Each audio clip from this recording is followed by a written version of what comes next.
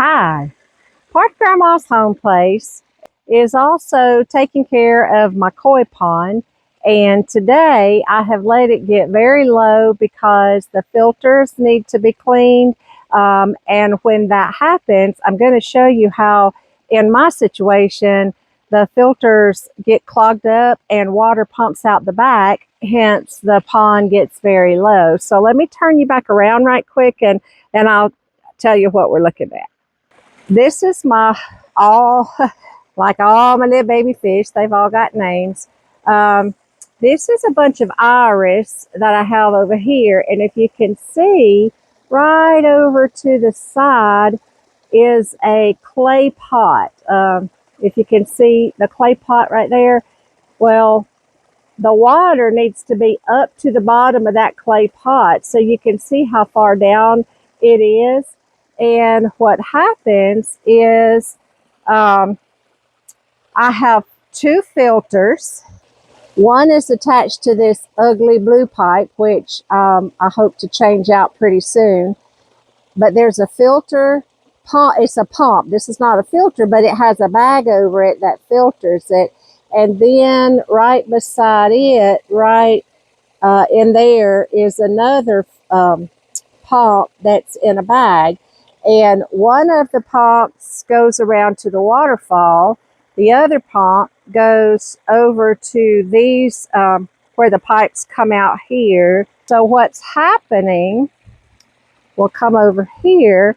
This is also one of the pumps this is not a pump. This is a filter box, and it has the pipes coming out. Well, you can see water just pouring out the back of it. That's because the filter in this box is clogged up with algae and debris, and the water is pumping out. So our mission today is going to be to simply clean the filters. This is where my two pumps plug in right here at the house. So the very first thing that I have to do is to unplug these.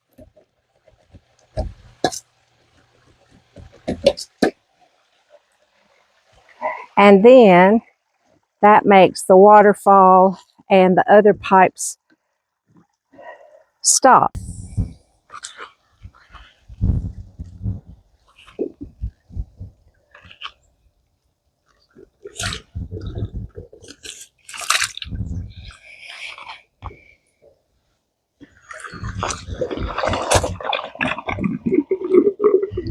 We have to pull the pumps out of the water, and then they have these filter bags over them that I'll have to rinse off.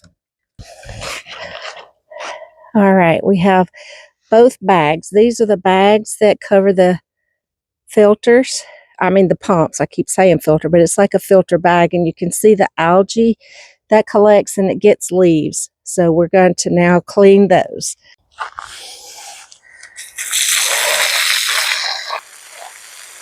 Now we're just rinsing the bags to get the algae off.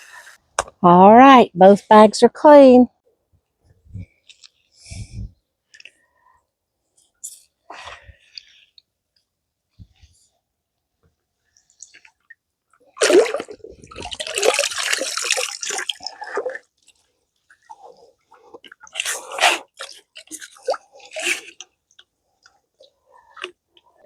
Then we'll drop it back down in the water, although I've got leaves that need to come out down there.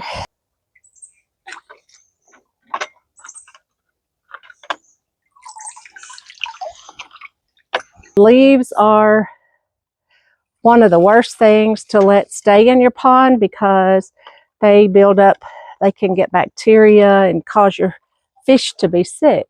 Alrighty, I think that pretty well gets the leaves. Now come with me and I'll show you where I keep my my poles where I clean. I just come to this side of the house. That's where I wash my filters. And then right here on the back side of the house, I put some very strong hooks that holds my poles that I use to clean the pond with. If I can get it. Okay, get it all in there. All right. And that's where they stay. Nice and neat and out of the way. Now I'm going to show you the one true filter. There are filters over the pumps that are those bags that we washed. But now I walk back here behind, and you can see where it's so wet all right there. That was just pumping out my pond water. So I squeeze behind these, the hemlock tree and the gardenia bush, and then just lift up the top. And this is the other filter, and you can see how dirty it is. It's supposed to be white. All right, so this is it, and we're gonna take it over to wash it.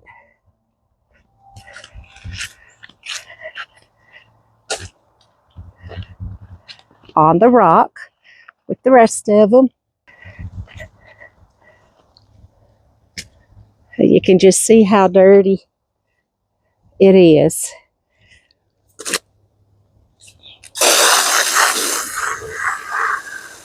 This material is like a batting, like a quilt batting material. It's pretty thick. This is what keeps my pond clean. It filters out all of the algae and little particles and truly makes the pond crystal clear. All right, and now I'm going to flip it over and do the other side as well.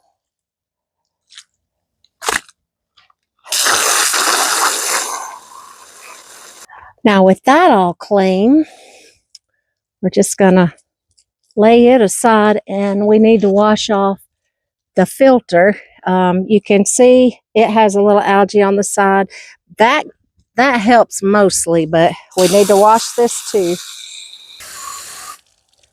All right, and this is just a plastic, very tight woven filter that we use for the pond. And then what I do is take this quilt batting material and just drape it over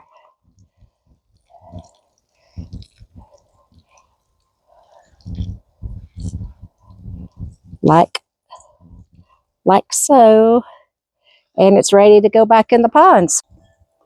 All right, we're back here again. This is the pipes that go just for aeration. Let's see, I believe, well, both this gray one and that white one are for aeration. And then this one comes into the back of the little box. And then in the box is just where the water comes through and goes through this filter. And then there's like a little basket weave, or I don't know what that's called back there, but a little metal brace. And what I do is simply slide this filter in between those two, and there we have it. We'll put the lid back on. I don't clip it down because it's kind of hard to get off. All right, there's that part. Now we just have to plug the pumps back in. That one's to the big pumps, and then the waterfall. All right. Oh, they're looking better. And in just a few minutes, the waterfall will fill back up and it'll start spraying too. You want to always make sure everything comes back on like it should. There it is. It's very important also for your fish to have plenty of aeration. The next thing we need to do, the pond needs to be filled. So in my situation, I have a hose pipe that connects from the side of the house, and it comes over, and there's these two little nozzles This one stays on all the time. It goes to a water hose, but I just turned this one up and I'll show you where that water comes out. It comes out right there under my bridge.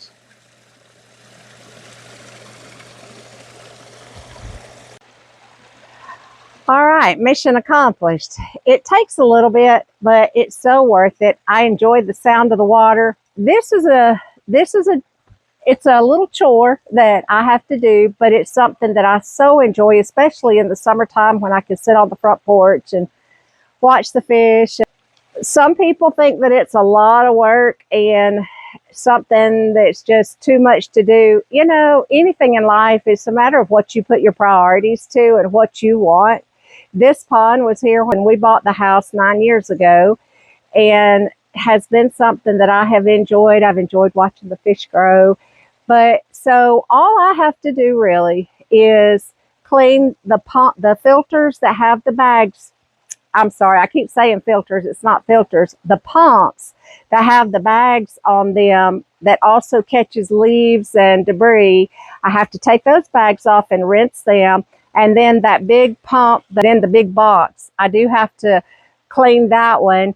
In the wintertime, I don't have to do it very often at all. Like I can go even a couple of weeks, possibly, because the algae doesn't build up. The thing is, when the sun starts to warm up, algae becomes a problem.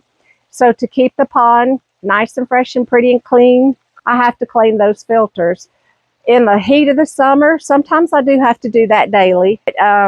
It's really no trouble at all for me. It's one of those things that, do I like doing it? No. But do I enjoy the benefits and the rewards after it? Yes, I do. So, you know, it's just a matter of what you want to do. Anyway, to fill the pond, when it's this low as it is, it's going to take probably an hour, maybe even a little longer than an hour for it to fill back up to the level that I like. And I'll show you once it's all full, I'll show you the end result of our little project today. Another thing, I do have to feed the fish, but did you know that in the wintertime, you do not feed your fish? If the water temperature is below 50 degrees, do not feed. It is the end of March now. The weather has warmed up. The water temperature is warming. So I have begun to feed them. And right now I'm just feeding them one time a day. As the summer goes on, I'll probably feed them a couple of times or so. But they're good and healthy. And it's a fun little project to have, as you can see. And it's just very relaxing and beautiful. If you like these videos, I would love it if you would like it and subscribe to it. Share it even if you know someone that either has a pond or would like to have a pond. I'm not a professional. I still do what works for my pond. The pond is full. The fish have more room to swim.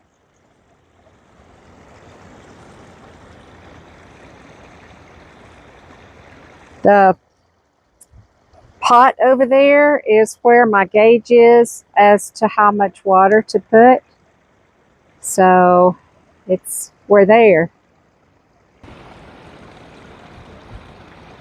Now, the thing that I need to not forget to do is to go back over here to my little water hose and turn the water off.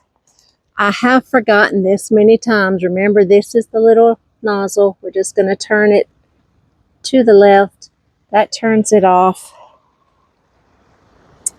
And we're all set.